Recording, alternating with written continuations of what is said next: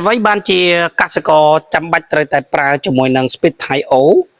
បាទការប៉ັດទៅគឺ Speed Thai O យើងប្រើនៅក្នុងការ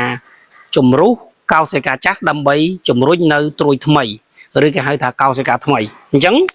នៅក្នុងនេះតាមប៉ັດទៅយើងអាចប្រើបានទាំងជំរុញយើងប្រើបានទាំងជំរុះបាទអញ្ចឹងបើសិនជាបងប្អូន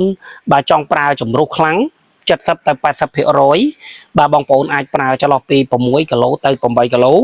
អាហ្នឹងគឺជំរុះខ្លាំងតែម្ដងជំរុះហើយគឺជ្រុះទុំពេញដើមហើយចេញត្រួយថ្មីត្រួយមកគឺស្រស់គ្នាល្អតែម្ដងប៉ុន្តែវាមានហានិភ័យ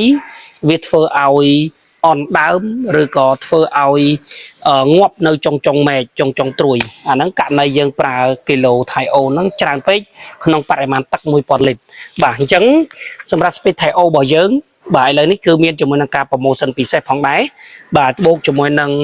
Speed បាទផ្ដាច់ផ្ការបស់យើងគឺដែលបងប្អូនស្គាល់ថាជា13046បាទអញ្ចឹងករណីបងប្អូនប្រើនៅក្នុងការធ្វើ stress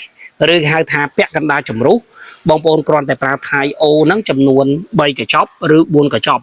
ហើយបងប្អូនលាយជាមួយ13046របស់យើងចំនួន2កញ្ចប់ស្មើនឹង4គីឡូ Thai O ចន្លោះពី3កញ្ចប់ទៅ4កញ្ចប់ឬ3គីឡូទៅ4គីឡូរូបមន្តនេះគេហៅថារូបមន្តពាក់កណ្ដាលជំរុះឬរូបមន្តធ្វើ stress ឬហៅមួយទៀតគឺជំរុញបាទបែបជំរុញយកតែម្ដង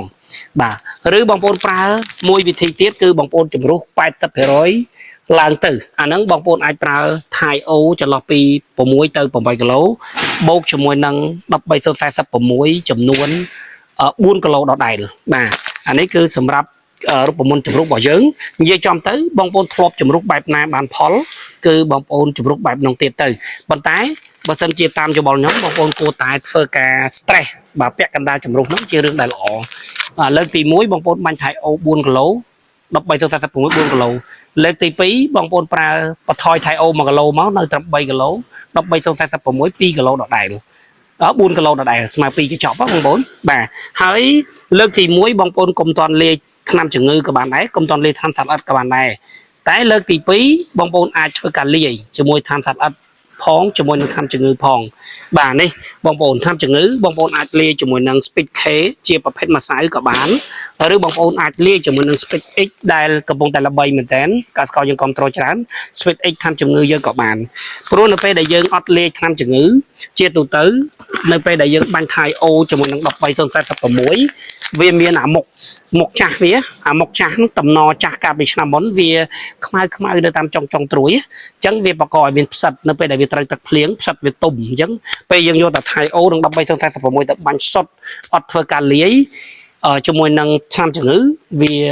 អត់ងាយចេញវាអត់ងាយប្រឡូកត្រួយថ្មីឬក៏វាចេញដែរតែវាចេញយឺតតែបើយើងលាយជាមួយថ្នាំជំងឺទៀតគឺអែមតែម្ដងវានឹងចេញលឿនអូខេបាទហើយមានមួយរូបមន្តទៀតបងប្អូនមួយរូបមន្តទៀតបងប្អូនមិនបាច់ប្រើ13046ក៏បានដែរបងប្អូនប្រើប្រាស់ជាមួយនឹង Thai O បូកជាមួយនឹង Speed Versoy Speed Versoy របស់យើងគឺវាមានជាមួយនឹង acid humic មានជាមួយនឹង acid fulvic បាទមានជាមួយ K20 ហើយបូករួមជាមួយនឹងសារធាតុផ្សំផ្សេងៗទៀតអញ្ចឹងបងប្អូនគ្រាន់តែប្រើ Thai O នេះ3កញ្ចប់បូកជាមួយនឹង Versoy 1កញ្ចប់លាយជាមួយនឹងទឹក1000លីត្រហើយបើបងប្អូនមានលទ្ធភាពបាញ់លាយជាមួយនេះទៅមួយកញ្ចប់នេះក៏បានឬជាមួយនឹង Speed X ហ្នឹងមួយដបក៏បានមួយណាក៏បានដែរ Speed X និង Speed K នេះគុណភាពល្អដូចគ្នាណាអានេះគឺសម្រាប់បងប្អូនគឺធ្វើអានេះគឺសម្រាប់បងប្អូនប្រើប្រាស់ជាមួយនឹង Speed Versoy សម្រាប់ឈុតនេះបាទគុណភាពបាទល្អដូចគ្នាអញ្ចឹងបងប្អូនចង់ជំរុះ80% ឡើងទៅក៏បានបងប្អូនចង់ធ្វើពាក់កណ្ដាលជំរុះឬហៅថា stress ក៏បានឬបងប្អូនប្រើជាមួយនឹង Speed Versoy ក៏បានមួយណាក៏បានដែរគឺយើងធ្វើឲ្យជោគជ័យជាមួយនឹងកសិកររាប់រយរាប់ពាន់អ្នកមកហើយបងប្អូនមានតម្រូវការចង់បានជាមួយនឹង Speed Thai O ឬចង់បានជាមួយនឹង Speed ស្ដេចផ្កា13046ឬចង់បានជាមួយនឹង Speed Versoy បាទឬចង់បានជាមួយនឹងនេះ Speed K Speed X របស់យើងបាទតំណាក់តំណងមកទិញចាប់ពីកេះឡើងទៅឬច្រើនឈុតឡើងទៅយើងមានតម្លៃល្អជូនបងប្អូនយើងផងដែរសម្រាប់ម្ចាស់ដេប៉ូតំណាក់តំណងមកឥឡូវនេះមានតម្លៃល្អហើយតម្លៃបោះដុំហើយបាទមានភាគរយឬ commission ជូនបងប្អូនវិញផងដែរ